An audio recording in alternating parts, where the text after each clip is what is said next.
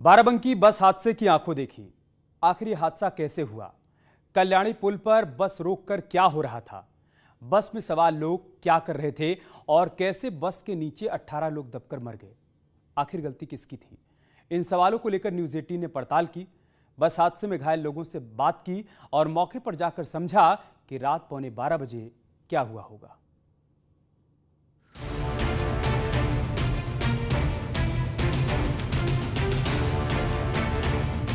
Truck वाले पीछे से आया, मारा, बस वहाँ तक धक्का लगाते चला गया।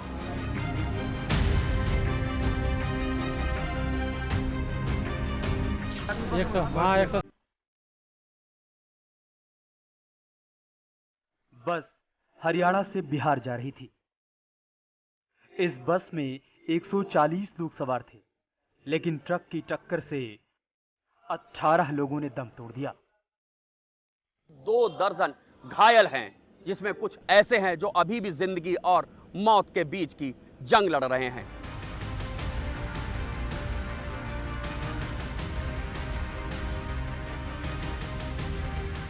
मंगलवार की रात 11:30 बजे हादसा हुआ। सुबह जब तस्वीरें आईं तो रोंगटे खड़े हो गए। बस के पहिए के नीचे कई लोग दब गए थे, शव क्षत विक्षत हो गए थे और घायल तड़प रहे थे।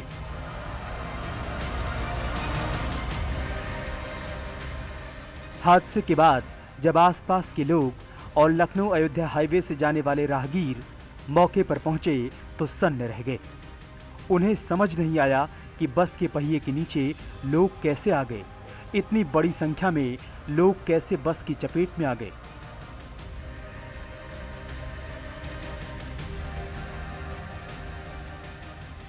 इस सवाल का जवाब उस वक्त नहीं मिला, लेकिन न्यूज़ 18 ने मौके का जायजा लेने के बाद जब घायल लोगों से बातचीत की तो हादसे की तस्वीर साफ हो गई। इस बस में लोग सोकर यात्रा करते हैं, जिसमें निचले हिस्से में कुछ सीटें बैठने के लिए होती हैं और ऊपर की सीटों पर लोग सोते हैं। नीचे वाला एक हिस्सा भी सोने के लिए इस्तेमाल होता है। हरियाणा में आप लोग क्या करते हैं? कहाँ जा रहे थे? धान रोप कर आ रहे थे, घर जाने के लिए घर जा रहे थे। हरियाणा से चली ये बस जब बाराबंकी के राम सिनेही घाट के पास पहुंची तो बस का एक्सल टूट गया। एक्सल ठीक करने के लिए ड्राइवर ने बस को लखनऊ अयोध्या हाईवे पर कल्याणी नदी के पुल पर खड़ी कर दिया। राजधानी लखनऊ को अयोध्या से जोड़ने वाला ये हाईवे है। ये लखनऊ की तरफ से ये सारे वाहन आ रहे हैं और ये आगे पूर्वांचल की ओर जा रहे हैं, जिसमें अयोध्या पड़ेगा, बस्ती पड़ेगा, गोरखपुर, देवरिया और उसके बाद बिहार में दाखिल हो जाते हैं ये सारे वाहन। बताया जा रहा है कि शाम को करीब 7 बजे इस बस का एक्सल टूट जाता है, जिसकी वजह से यहीं पर बस खड़ी हो जाती है। बस में तकरीबन 135 से 140 यात्री बैठे हुए थे, जो बस के नीचे और बस के आगे बैठ जाते हैं। एक्सल बनाने में वक्त लग रहा था, इसलिए लोग बाहर निकल आए और बस के आगे खड़े हो गए। उनमें से कुछ लोग बैठे हुए थे। जिन यात्रियों को नींद आ रही थी वो बस के आगे ही सो गए थे। उतरने के बाद 2 या 10 फुट आगे जाकर बैठकर वो सभी लोग कोई बात कर रहा था, कोई कुछ रहा था। ट्रक वाले पीछे से आया, मारा, बस वहाँ तक धक्का लगाते चला गया। ट्रक के धक्के से बस के नीचे करीब 50 लोग आ गए, जिनमें से 18 लोगों की मौत हो गई और 23 से ज्यादा लोग जख्मी हो गए। जो लोग बस के आगे सोए हुए थे उनमें से ज्यादा लोगों की मौत हो गई। हमारे में से 6 मर गया, 14 में से 6 मर गया और कितना मरा होगा? 150 आदमी था, 160 आदमी था। एक बस में 160 आदमी था। 160 आदमी था। जबरदस्ती वहाँ से कोच के लाया गया। जबरदस्ती बैठा कर लाया गया वहाँ से। 160 आदमी 160 आदमी। और टक्कर इतनी जबरदस्त थी कि देखकर समझ में आता है, जहां पर ट्रक का पिछला सिरा था और ट्रक खिसक कर जहां तक गई है वो दूरी तकरीबन 30 से 35 फीट है। तो ये मान के चलिए इतनी जबरदस्त टक्कर थी कि बस खिसक कर कम से कम 30-35 फीट आगे चली गई और बस के नीचे जो मजदूर, जो यात्री सोए हुए थे और बस के आगे जो लोग बैठे हुए थे, वो सब कुचल गए। ट्रक ने पीछे से बस के दाहिने हिस्से में टक्कर मारी थी। ट्रक की स्पीड ज्यादा होने से बस का पीछे का हिस्सा पूरी तरह टूट गया। एक तरह से बस उजड़ गई। बस और ट्रक इस वक्त जहां पर खड़े किए गए हैं वो उनकी वास्तविक स्थिति नहीं है। हादसे के बाद इनको अलग लेबाई एरिया में खड़ा किया गया है। आप देख सकते हैं जिस बस पर पीछे से टक्कर मारी गई उसका दाहिना हिस्सा बुरी तरह से क्षतिग्रस्त है। एक बात साफ हो जाती है कि तेज रफ्तार ट्रक ने अपने बाएं तरफ से इस बस को दाहिने तरफ से पीछे से टक्कर मारी है। बस को देखने से साफ है कि ये एक स्लीपर बस है। इसमें तकरीबन 70 लोग बैठ सकते हैं, ऐसा जानकारों का भी मानना है। लेकिन इस बस में जो मजदूर सवार थे उनका ये कहना है कि करीब 135 से 140 लोग इसमें बैठे हुए थे। इस ट्रक में सामान भरा हुआ था। हाईवे होने की वजह से स्पीड ज्यादा होगी, इसलिए टक्कर के बाद बस और ट्रक दोनों को भारी नुकसान हुआ। पीछे से इस ट्रक ने उस बस को टक्कर मारी। टक्कर कितनी जबरदस्त थी ये तो ट्रक की हालत देख के ही समझ में आ जाएगा। साफ दिखाई दे रहा है कि ये ट्रक बाईं तरफ से बुरी तरह से क्षतिग्रस्त हुआ है। टक्कर इतनी तेज थी कि ट्रक की आगे की बॉडी पीछे सीट तक पहुंच गई है। यह हादसा इतना बड़ा था कि पूरा प्रशासनिक अमला हरकत में आ गया। बड़े अधिकारी तुरंत मौके पर पहुंचे। हेल्थ मिनिस्टर अस्पताल पहुंचकर मरीजों का हाल जानते हुए नजर आए। सीएम योगी और पीएम मोदी ने भी हादसे पर दुख व्यक्त किया। क्या इस हादसे को रोका जा सकता था? किसकी लापरवाही थी? कौन इस हादसे के लिए? सबसे बड़ा सवाल यही है कि हादसा कैसे हुआ, गलती किसकी थी? क्या ट्रक ड्राइवर को बस नहीं दिखी या फिर बस ड्राइवर ने सांकेतिक गलती की थी, जिसका नतीजा बहुत भयावह था।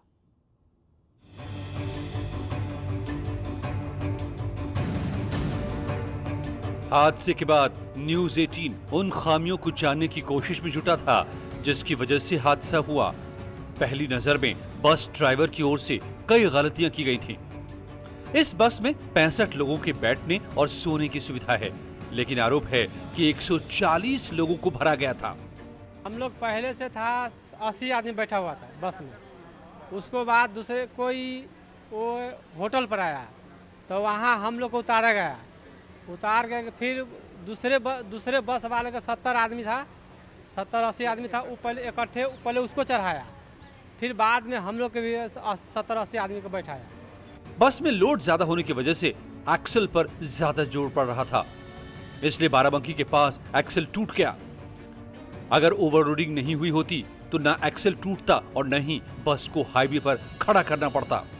पुलिस का कहना है कि दूसरी बस खराब हो गई थी और इसलिए इस बस में ज्यादा लोग भरे गए थे।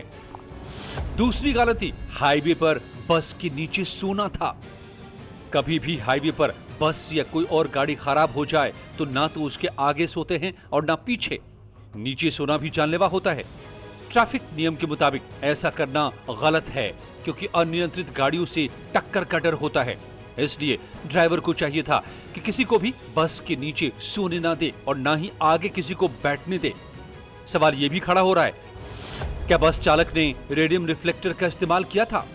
क्या बस के चारों तरफ दूसरी गाड़ियों को संकेत देने के लिए रेडियम रिफ्लेक्टर रखे गए थे? ट्रैफिक नियम के मुताबिक सड़क पर गाड़ी खराब होने के बाद आगे और पीछे कुछ दूरी पर रेडियम रिफ्लेक्टर लगाना जरूरी होता है। ये दूसरी गाड़ियों को संकेत देने के लिए इस्तेमाल किया जाता है। हाईवे पर इसका इस्तेमाल न करने से हादसे का खतरा बना रहता है। पुलिस अब इस बात की जांच कर रही है कि बस ड्राइवर ने इसका इस्तेमाल किया था या नहीं। तीसरी गलती ट्रक ड्राइवर की ओर से हो सकती है। हो सकता है कि रात में ड्राइवर को नींद आ गई हो और ट्रक सीधे बस से जा टकराई हो, या ट्रक ड्राइवर पुल पर बस को देख न पाया हो। अक्सर रात में ट्रक ड्राइवर्स को नींद आ जाती है और ऐसे हादसे हो जाते हैं। अगर आप भी हाईवे पर गाड़ी चलाते हैं तो ट्रैफिक नियमों का पालन जरूर करें। गाड़ी खराब होने पर ना तो गाड़ी में सोएं और ना ही गाड़ी के आगे पीछे। रात हो या दिन रेडियम रिफ्लेक्टर जरूर इस्तेमाल करें। न्यूज 18 के लिए बाराबंकी से अनिरुद्ध शुक्ला के साथ लखनऊ से ऋषभमणि त्रिपाठी की रिपोर्ट। यहाँ रुक रहे एक छोटे से ब्रेक के लिए। ब्रेक से लौटेंगे तो आपको दिखाएंगे पानी का विकराल रूप।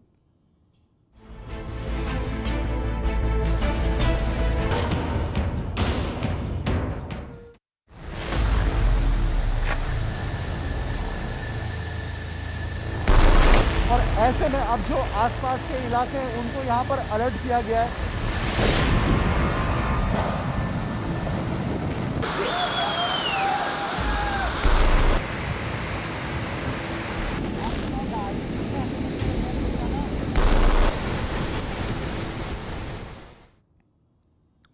और अब बात पानी के विकराल रूप की। बादलों से आई आफत ने मैदान से लेकर पहाड़ तक बर्बादी के निशान छोड़ दिए हैं।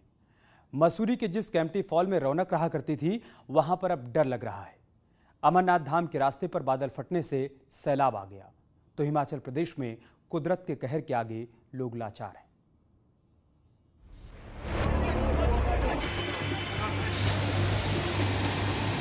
पानी का विकराल रूप। कश्मीर में कुदरत का कहर।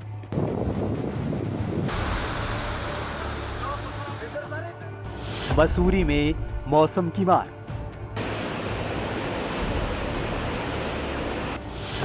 हिमाचल में सैलाब से हाहाकार।